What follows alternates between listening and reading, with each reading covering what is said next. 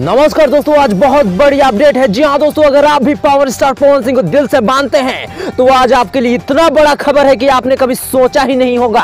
क्योंकि दोस्तों इतिहास में पहली बार और दुबई में पहली बार भोजपुर के किंग कहे जाने वाले पावर स्टार पवन सिंह का गाना धन हो सब धन बीच रात दुनिया के सबसे बड़े बिल्डिंग बुर्ज खलीफा पर बजने लगा है।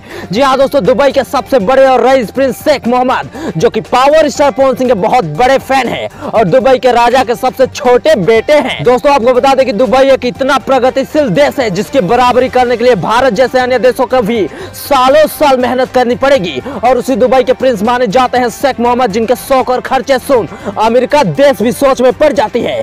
और वहीं शेख मोहम्मद भोजपुर के one and only king power star Pawan Singh के सबसे बड़े फैन है। जी हाँ दोस्तों, यह बात तब पूरी दुनिया के सामने आई जब आधी रात पावर स्टार पवन सिंह के गाने को बुर्ज खलीफा पर लगा दिया जाता है।